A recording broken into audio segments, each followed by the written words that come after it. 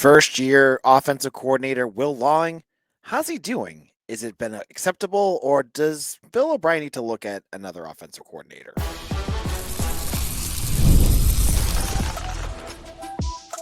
You are Locked On Boston College, your daily podcast on the Boston College Eagles. Part of the Locked On Podcast Network, your team every day. Hello, everyone, and welcome. This is Locked On Boston College, your team every day. I'm your host, AJ Black. I'm the editor and publisher of Eagle Insider, part of the 247 Network. Please check my workout over there. Today's episode is brought to you by FanDuel. Make every moment more with FanDuel. You can start the season with a big return on FanDuel. New customers can place a $5 bet, and you'll get started with $150 in bonus bets if you win your first $5 bet. Visit FanDuel.com to get started. A lot to talk about today. We're going to look at the basketball game, give you the results and reactions to everything that happened between Loyola and BC. We're going to look at the youth stepping up for BC and what that has meant for the Eagles so far this season.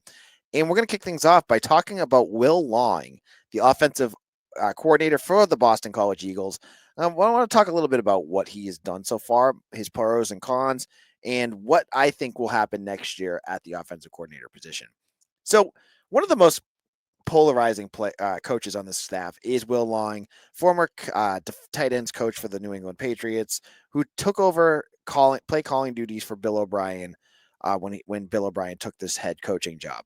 They have been together for a long time. They know each other very well, but this is Will's first real significant play calling job in Chestnut Hill.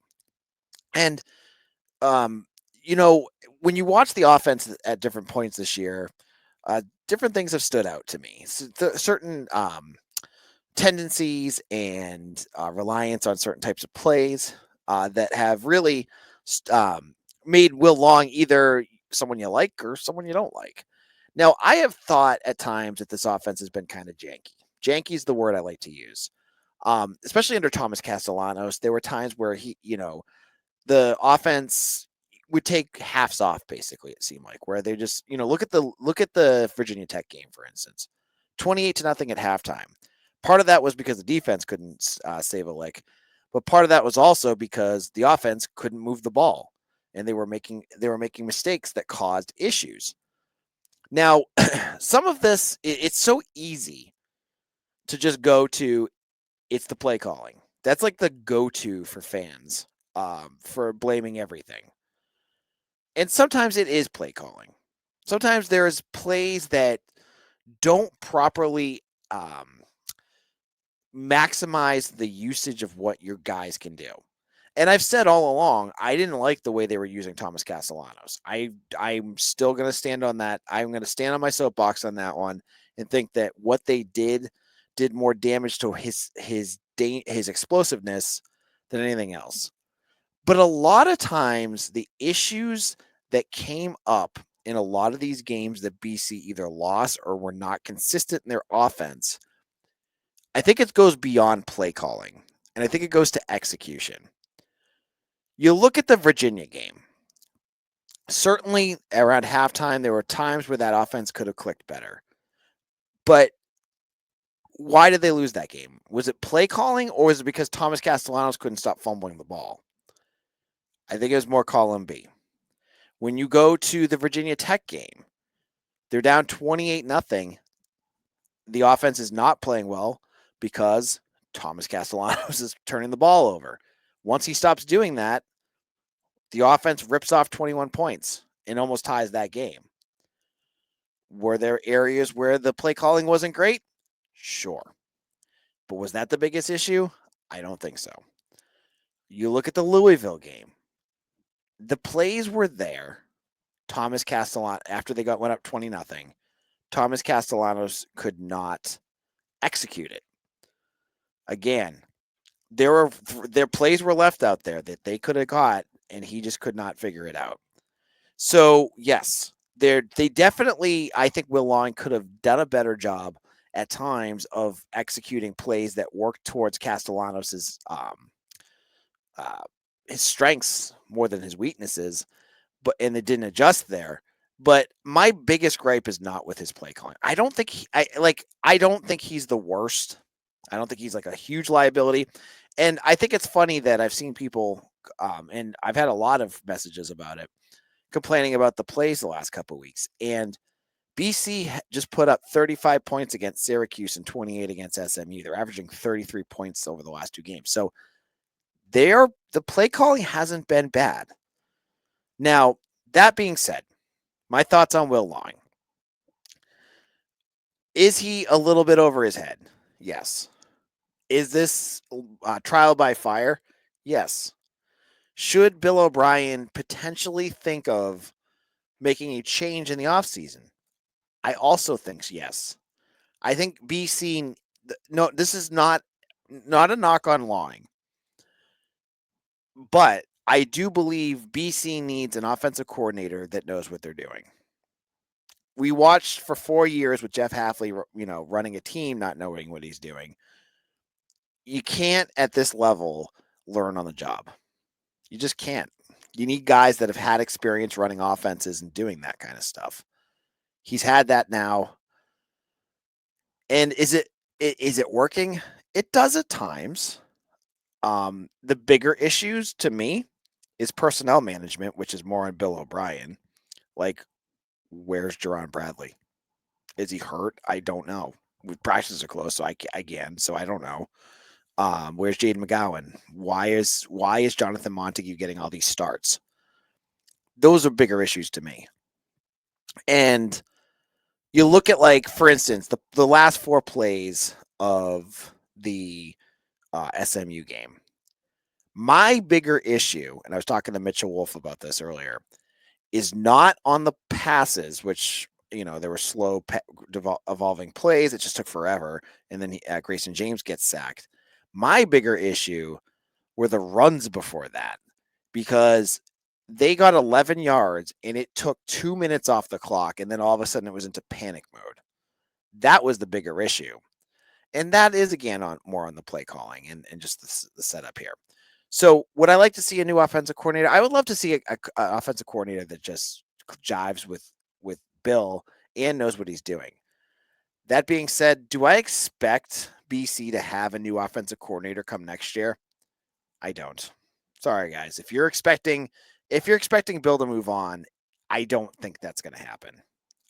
He and Long are attached at the hips. And whether it hasn't been a disaster, that would be the big thing I think he would do to make a coaching change. Unless there's something behind the scenes I don't know about where they've been fighting or something. That kind of stuff can happen. I don't expect Bill to make a change there. I think Will Long is going to be back here again next year. And hopefully he'll have a quarterback now, whether it's Grayson James or someone in the portal, that he can craft the system more around what they can do.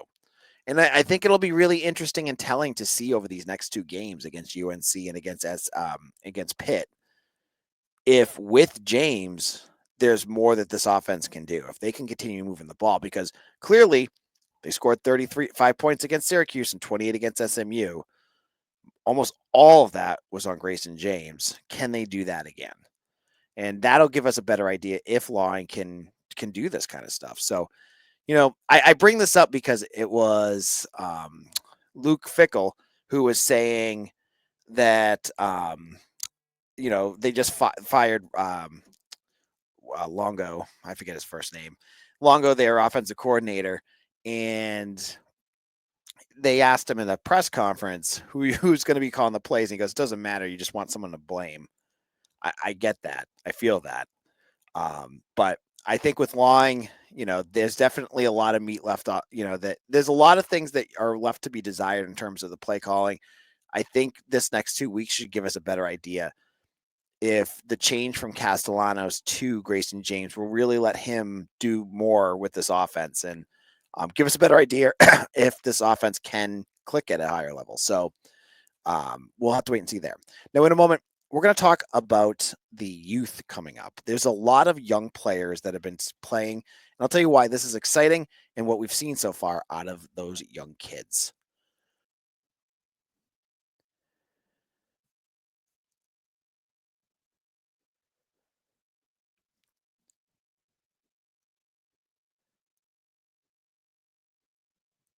Sorry for folks. I love a great deal as much as the next guy, but I'm not going to crawl through a bed of hot coals just to save a few bucks. It has to be easy. No hoops, no BS. So when Mint Mobile said it was easy to get wireless for $15 a month with the purchase of a 3-month plan, I called them on it. Turns out it's really easy. It's that easy to get wireless for $15 a month. The longest part of the process was this time I spent on hold waiting to break up with my old provider. To get started, go to mintmobile.com/lockedoncollege. There you'll see that right now. And all 3-month plans are only $15 a month, including the unlimited plan. All plans come with high-speed data and unlimited talk and text delivered on the nation's largest 5G network. You can use your own phone with Mint Mobile's plan and bring your own number along with all your existing contacts. Find out exactly how easy it is to switch to Mint Mobile and get 3 months of premium service for $15 a month. To get this new customer offer and your new 3-month premium wireless plan for $15 a month, go to mintmobile.com/lockedoncollege. That's mintmobile.com/lockedoncollege. Cut your wireless bill to $15 a month at mintmobile.com/lockedoncollege. $45 upfront payment, required equivalent to $15 a month. New customers on first 3-month plan only. Speeds soar above 40 gigabytes on unlimited plans. Additional taxes, fee, and restrictions apply. See Mint Mobile for details. Locked on Boston College, AJ Black here. Thank you all for listening to today's show. If you like this show, let me recommend Locked on ACC. You can find that on YouTube or wherever you can get your podcast. Now, one of the things going into this season that I did not expect was that the youth of this team would be a major factor heading into the end of the season. Now, I should call them the Utes. I don't know if you guys are fans of My Cousin Vinny, but did you just say Utes? Sorry, it's a quote that I just have stuck in my head. Rent free all the time. Anyways, well, BC this year has had some injuries, and there's been spots where BC's younger players have have received the chance to play more than I expected them to. None other than Ashton McShane, a freshman cornerback, was the biggest surprise, I think, to me. Now, McShane was with the twos in summer ball, excuse me.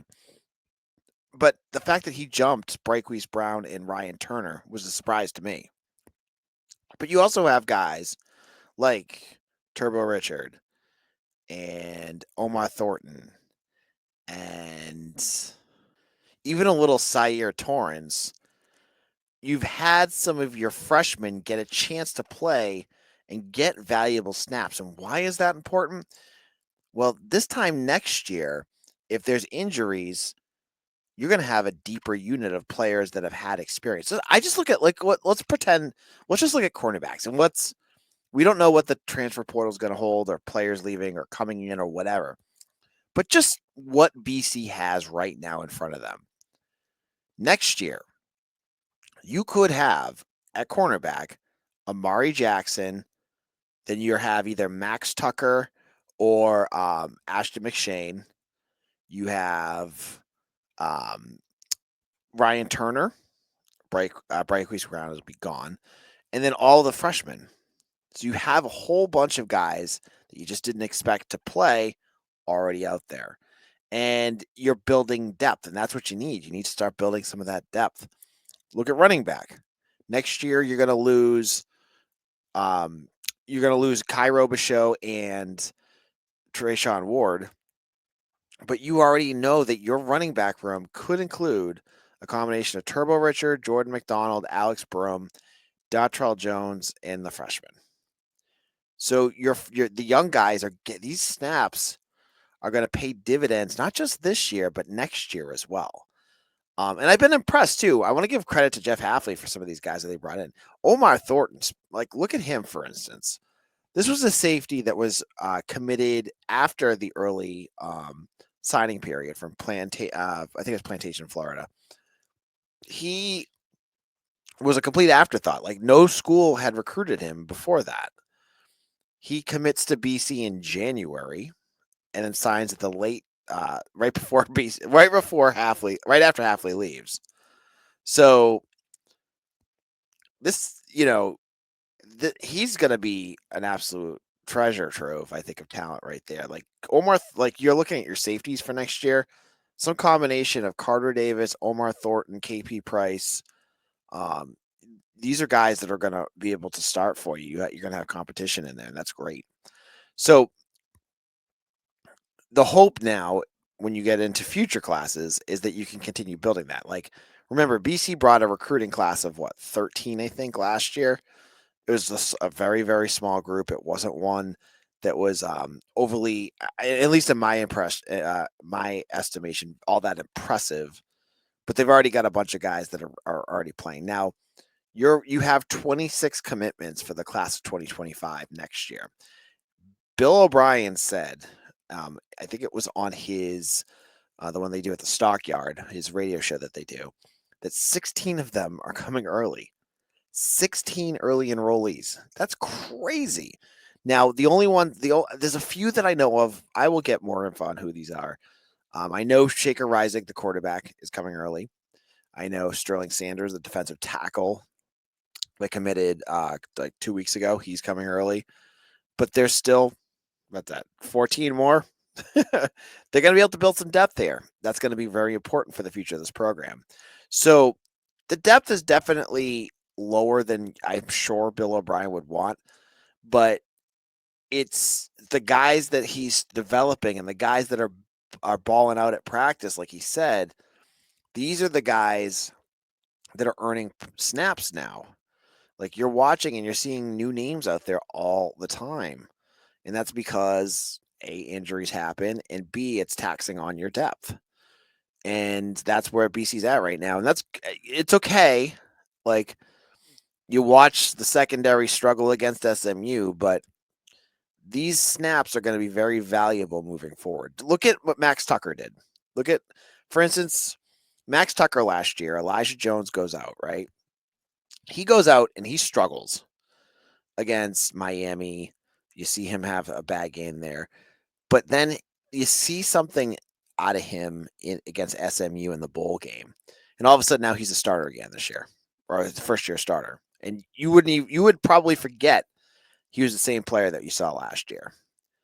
So those guys, just like Max Tucker, this is their chance to jump up and become those guys, those players next year that are battling to start, that are going to be at camp, that we're going to see and hear more about.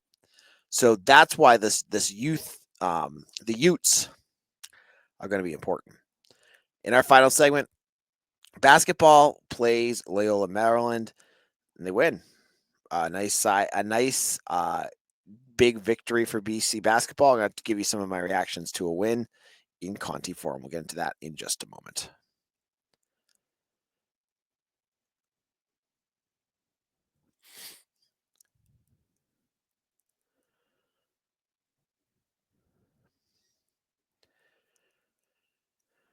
Missing someone this holiday season and want them to be part of your festivities from afar? Do you love your loved ones live far away, but you wish they could live close? Then you need to check out Skylight Frames. We got the perfect gift for you. Skylight Frame is the touch screen digital photo frame your whole family will love. Upload thousands of photos with your phone and watch them appear in seconds. I got kids. Their grandparents are a couple states away. They miss a lot of those big moments sometimes because they're not close. With Skyline's streaming service, it makes it easy to share. You can send all of those photos easily and for free. So use it. Use the touchscreen. It is amazing. They have two sizes to choose from the original 10-inch or a larger 15-inch great gallery frame. It's better than social media. It's a great private way to share photos without posting it to the world or having to print and store hard copies. And now, as a special limited time offer for our listeners, you get $20 off your purchase of a Skylight Frame when you go to skylightframe.com/college. That's SKYLIGHTFRAME.com/college. Get $20 off your purchase now at skylightframe.com/college.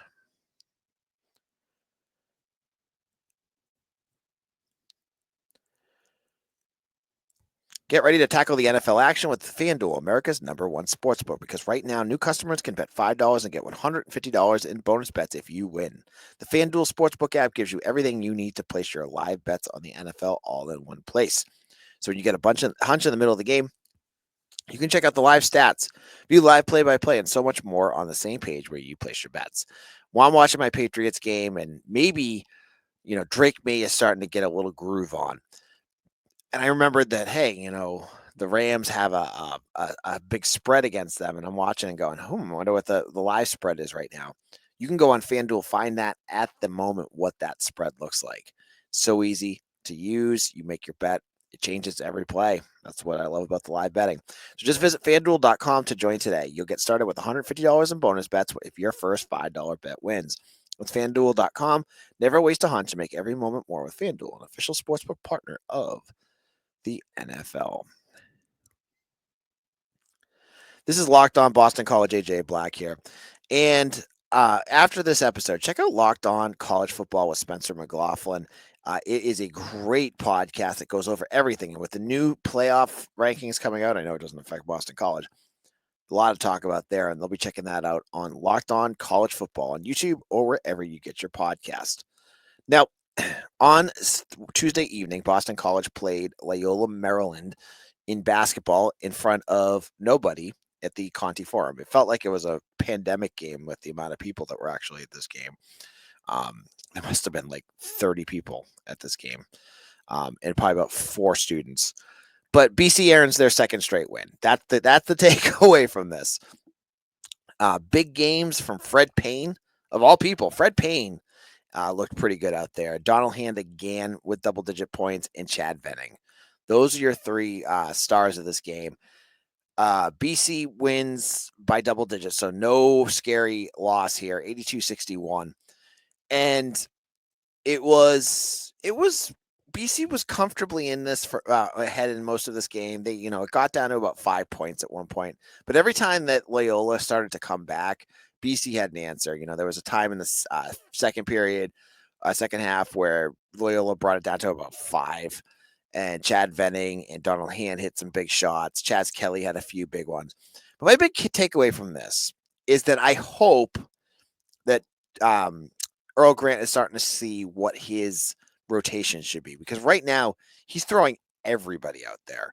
Other than Nick Petronio, I think we've seen every player on this roster out there. And sometimes these rotations have got BC into some funky scoring droughts. Connie Chanda, their forward from the Congo, and Luka Taves, both of the true freshmen, have received playing time. But I want to say that I'm hoping that for a while, or I guess maybe against some of these weaker teams, but I'm hoping that they start to shorten the bench because Fred Payne should be playing more. Luka Taves he does not look like he's ready out there right now. His ball handling isn't all that great, and it just seems like the offense kind of goes off kilter when he's out there. Same thing with Chanda. Right now, just not there. You need to have your bench. So, if your guards off the bench are Beetle and totally blanking, sorry. Beetle and Payne, and then you go with, like Hastings and, throw another one of your guards or forwards out there, then you're in good shape. But I just, I'm not sure that Luka Taves is ACC basketball ready right now. He doesn't look like and I know the staff is really high on him, and I'm sure he's going to be okay as he goes along, but he's a true freshman. He looks really raw out there, and it's been hurting the offense. And Payne looked legit. Like he had 10 points off the bench slot today, and he had 8 points in a row at one point. It was a really good outing for him. So I hope that moving forward, when you start to get some of these tougher games, that right now you're trying to experiment and see what goes on. Fred McFarland was the other name. It was not Fred. Roger McFarland. Fred McFarland. I don't know who that is. Roger McFarland is another one that should be playing too. But some of these, minutes need to shrink a little bit for some of these younger guys as they get into tougher games. And that could even be the mid multi-team tournament coming up too. You're playing some tougher teams. I know that they're not like marquee names, but they're tournament level teams. And if BC plays sloppy, they're going to get beat. But that being said, they're 3-1. You win the games that are in front of you. They did just that. So congratulations to BC for that. As I'm recording, BC hockey is up 1-0. They're playing without Jacob Fowler, who got suspended for punching another player, which was not great. And they scored a goal with Gabe Perot. Actually, they're down 2-1. Great. Sorry, I was recording this and didn't get to look at it. They're down 2-1 to Providence. That's not good. but I'm not going to talk more about that because I did not watch that. Now, on tomorrow's show, I had mentioned that we're going to have Locked On Tar Heels on, but they are not available to do a crossover. I will be looking to see if I can find a Tar Heels podcast to talk to. We'll get ready for more UNC talk. And on Friday's show, we'll have Mitch on of Eagle Insider to talk about the game, give our preview and predictions. Thank you so much for listening. Make sure you hit that like and subscribe button before you head out. And thank you for making Locked On Boston College your first listen to every day. Follow me on Twitter at AJBlack247, and we'll see you again soon for another episode of Locked On Boston College, your team every day.